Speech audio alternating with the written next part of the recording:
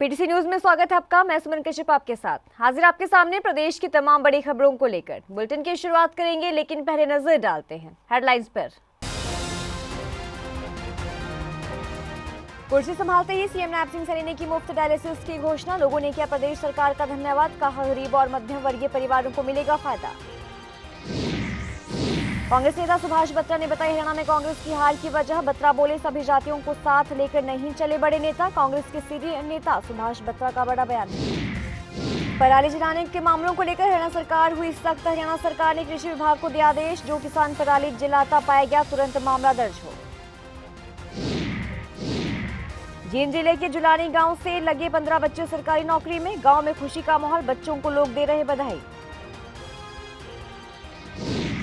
नूंह जिला में धान की पराली बनी मुनाफे का सौदा। किसान पराली जलाने की बजाय पशु चारे में कर रहे इस्तेमाल। 10 से 12 हजार रुपए प्रति एकड़ के हिसाब से मुनाफा कमा रहे किसान।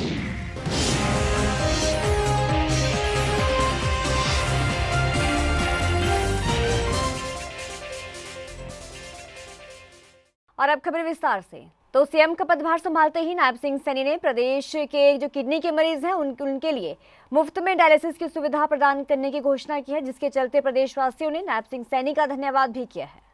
बहुत बढ़िया है, इसके लिए तो क्या कहा जाएगा। देखो, जो पैसे वाले आदमी होते हो तो चलो हॉस्पिटलों में करवा लेते हैं, बाकी जो कमज़ोर आदमी होता है वो सरकारी हॉस्पिटल की पूरी सुविधा लेना चाहेगा। उन्हें एक मुबारकबाद देना चाहते हैं तो उन्होंने दोबारा से मुख्यमंत्री पद की शपथ ली है। दूसरा शपथ लेने के बाद एक अच्छा काम ये किया है कि डायलिसिस का, जिससे कि यह है कि ये गरीब लोगों के लिए बहुत बेनिफिट का काम हुआ है। उनके बहुत आसान हो गया एक डायलिसिस कराना। पहले निम्न वर्ग था, लिमिटेड एक तनख्वाह होती थी जिसमें डायलिसिस कराना संभव था। अब ये है इससे कि आम लोग भी डायलिसिस के लिए जा सकता है। अब ये उनका मुख्यमंत्री जी ने जो किया बहुत अच्छा किया, आगे कदम भी आगे अच्छे ही बढ़ा रहे हैं, तो इसके लिए हम उनका धन्यवाद करना चाहते हैं। इससे सभी लोगों को फ़ायदा है। जो मध्यम वर्ग के या गरीब परिवार के लोग हैं उनके लिए बहुत ही सुखमयी योजना है जो सरकार नायब सैनी जी ने जो ये अच्छा कदम उठाया है। पहले जो ये डायलिसिस वगैरह कराए जाते थे वो काफ़ी महंगे होते थे और प्राइवेट हॉस्पिटल का जो खर्च था वो एक आम आदमी नहीं उठा सकता था। और सरकार की इस पहल को मैं बहुत दिल से धन्यवाद करता हूँ नायब सैनी जी का, कि गरीबों के लिए बहुत अच्छी सुखद योजना है। तो प्राइवेट और महंगा रहता है। हाँ, प्राइवेट अस्पतालों में इसकी कॉस्ट ज़्यादा होती थी, जो आम आदमी नहीं करा पाता था, जिससे घर वालों की कई बार हाथ धोना पड़ता था या डेथ हो जाती। हरियाणा विधानसभा चुनाव 2024 में कांग्रेस को हार का सामना करना पड़ा और भाजपा को पूर्ण बहुमत मिला। और ऐसे में भाजपा ने तीसरी बार हरियाणा में अपनी सरकार बना दी है। तो ऐसे में जो एग्जिट पोल थे उनको लेकर ये कयास लगाए जा रहे थे कि कांग्रेस की सरकार हरियाणा में बनने जा रही है, लेकिन जैसे 8 अक्टूबर को नतीजे आए सबको हैरान कर दिया। भाजपा ने तीसरी बार सरकार बनाई। कांग्रेस के सीनियर और पूर्व गृह मंत्री सुभाष बत्रा ने कांग्रेस की हार को लेकर अपने प्रदेश के नेताओं के साथ राहुल गांधी तक को लपेटे में ले लिया। बत्रा ने कहा कि प्रदेश में कांग्रेस की हार का कारण कांग्रेस का जिला और ब्लॉक स्तर पर संगठन नहीं बनना रहा।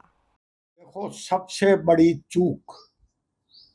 बड़ी चूक तो है संगठन का प्रदेश के अंदर ना होना। अशोक तंवर 5.5 साल प्रदेश के अध्यक्ष रहे, देयर वाज नो संगठन। उसके बाद कुमारी शैलजा प्रदेश की अध्यक्ष रही, देयर वाज नो संगठन। उदय भान जी प्रदेश के प्रधान रहे, नो संगठन। इसकी तह तक जाना चाहिए।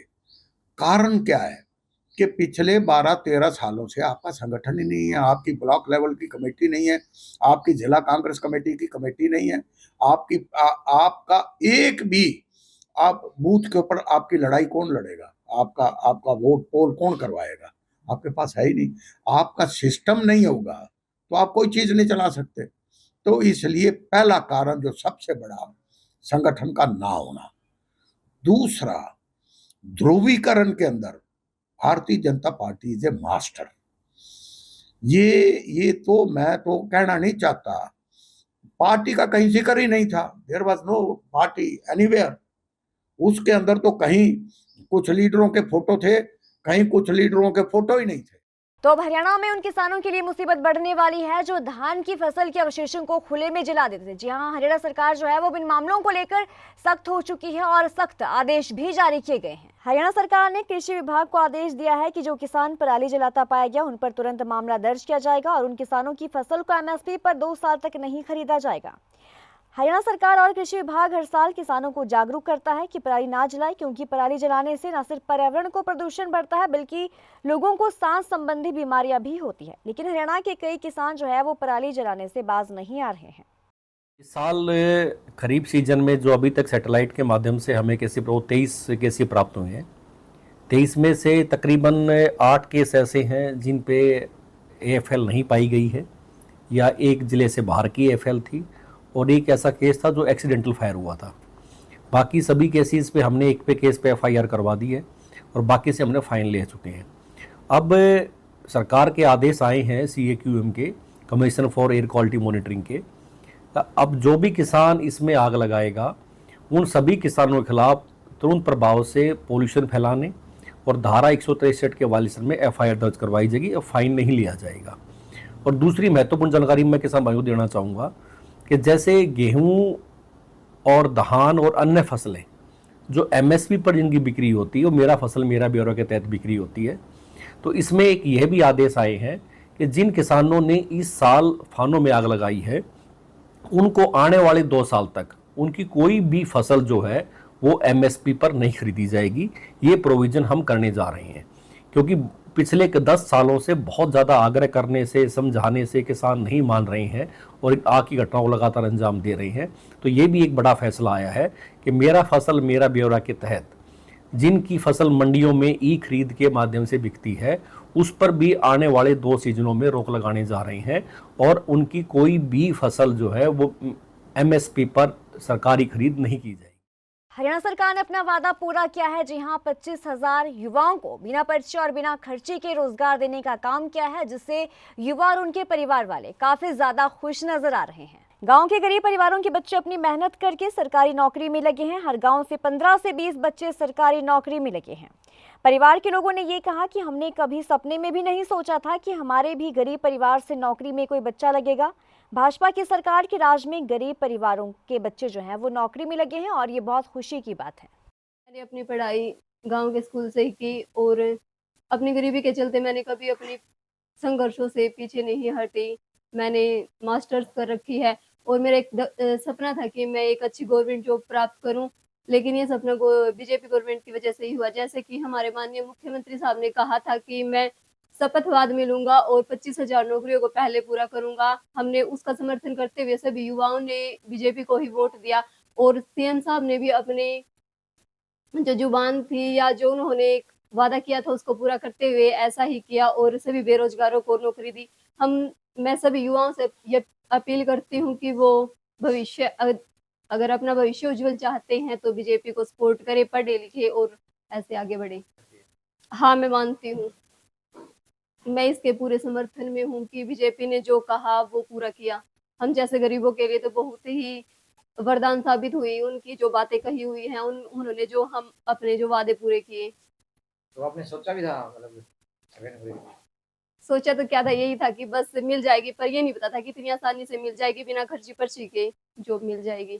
तो परिवार की बात रही तो परिवार मेरे परिवार में मेरे माता पिता, 2 भाई और भाभी और उनके बच्चे हैं। तो काम क्या करते हैं? सभी मजदूरी ही करते हैं। मैंने लड़की पढ़ाई लिखाई, मेरा सपना था मेरी लड़की सरकारी नौकरी लग जाए। हम बहुत गरीब हैं। हाँ, पूरी खुश, आज पूरा परिवार खुश है। मेरा सपना था पूरा हो गया हमारा। 2 लड़के हैं, 2 बहू हैं, सब नारायण मिलकर पढ़ाई करवाई थी पूरी। आज अपने पैरा खड़े हुए सरकार का हमने बड़ा वोट दिए, सारे बढ़िया सरकार मेहनत से पढ़ाई करी, दिहाड़ी मजदूरी करके भाइयों ने यही पढ़ाई सारा परिवार ने। मेरा सपना था कि लग जाए लड़की। कैथल जिले के डी गांव के लोग बहुत ज्यादा खुश हैं क्योंकि उनके गांव के 55 युवाओं ने बिना खर्चे बिना पर्ची के रोजगार पाया और इसके लिए उन गांव वासियों ने सरकार का भी आभार जताया है। तैयारी सर मैंने 1 साल कोचिंग ली थी ICS सेंटर में, उसके बाद घर पे तैयारी की है। बस घर पे फोन से ऑनलाइन ऐप लेकर तैयारी की थी। प्रेरणा कहाँ से? प्रेरणा सर गांव से पहले ही बहुत सारे बच्चे लगे हुए थे, तो उनको देखकर घर वालों ने बोला कि गवर्नमेंट जॉब की तैयारी कर। और वैसे भी बीजेपी सरकार में बच्चे लग रहे थे सर, पहले नहीं लगते थे, अब ज़्यादा बच्चे लग रहे थे बीजेपी सरकार में, जो पढ़ते थे वो लग ही जाते थे। तो घर वालों ने बोला कि गवर्नमेंट जॉब की तैयारी कर, तो मैंने ओपन से बीए की, ग्रेजुएशन पोस्ट ग्रेजुएशन और तैयारी की और फिर मैं लग गई थी। जी सर। हाँ सर, बहुत बड़ी बड़ी पोस्ट पे, स्टेशन मास्टर और भी काफी। जी सर। मेरे गांव में कल 55 बच्चे लगे हैं और मेरे गांव में बड़ा खुशी का माहौल है। माननीय मुख्यमंत्री नायब सैनी ने जो वादा किया था कि शपथ से पहले ही मैं ये लिस्ट जारी करूंगा, लेकिन उन्होंने शपथ के लेने के तुरंत बाद अगले दिन ही लिस्ट को जारी किया है, जिसमें मेरे गांव में एक खुशी की लहर आई है। और इससे पहले जो बीजेपी सरकार थी उसमें भी मेरे गांव में 350 प्लस बच्चे लगे हैं। माननीय मनोहर लाल खट्टर ने जो बिना पर्ची बिना खर्ची की स्कीम चलाई थी, उससे हमारे गांव में तकरीबन हर एक घर में नौकरी मिली है। और जो भाई रह गए हैं, जो तैयारी कर रहे हैं, वो इस प्लान में मेरे गांव में, पूरे गांव में सरकारी नौकरी हो जाएगी, जिससे इस सरकार का हम तहे दिल से धन्यवाद करते हैं, तहे दिल से शुक्राना करते हैं। एक तो यू डी ग्रुप में है कि सी ग्रुप में। हाँ। कैसा लग रहा है नौकरी लगने के बाद? बहुत बढ़िया लग रहा है जी। गरीब मानस है, किले का मानस है, नहीं का बाप है, वो भी मोल ले रही। गरीब मानस के बच्चे ने रोजगार पाया, कुछ हो जी। सरकार कैसी लग रही है? बहुत अच्छी लग रही सरकार जी। सरकार तो मामने तो 10 साल हो गए जी सरकार के, इसके नाम रटा है। कोई कड़ी जाना नहीं आना नहीं, रात ने बेरा फिर तेरा छोटे नौकर रह गया है। पहले पैसे में नौकरी मिलती थी। हाँ, पैसों की नौकरी, पैसा तब नहीं मिली जी। मेरा बेटा एक मास्टर लग गया, अजीब ईश्वर सिंह था, वो बोलिया मैं कल्ले का फार्म था, वो नहीं बोलिया बताऊँ तो लागे लगा हम दिए करते जी लोक दल तक वोट। अच्छा फिर ही वो बोलिया तो लोक दल है, बाहर तोड़ कर कड़ियों पर देगा, लिस्ट में नाम नहीं आया, फिर कोर्ट में जाएगा केस किया जी, नाम आया 1.5 वर्ष में। तो देखिए, हरियाणा में पराली फसल के अवशेष भले ही सरकार के लिए परेशानी का सबब बन रहे हैं, लेकिन नूंह जिला में किसान जो पराली के अवशेष हैं उन्हें पशुचारे में इस्तेमाल कर रहे हैं। किसान पराली से 10 से 12 हजार रुपए प्रति एकड़ के हिसाब से मुनाफा कमा रहे हैं। कृषि उपनिदेशक वीरेंद्र देवारे ने कहा कि उपायुक्त धीरेन्द्र खड़गटा के दिशा निर्देश पर नूंह में भारतीय नागरिक सुरक्षा संहिता 2023 की धारा 163 के अंतर्गत आदेश जारी किए गए हैं। इस बात में शायद हरियाणा में सबसे ज़्यादा मेवात नंबर 1 पाएगा, क्योंकि हमारे यहाँ छोटे ज़मींदार हैं और रोज़मर्रा के लिए पशु रखते हैं सब लोग। तो जैसे अभी पयाड़ी हो रही है, हमारे यहाँ जलाना कोई सिस्टम नहीं है।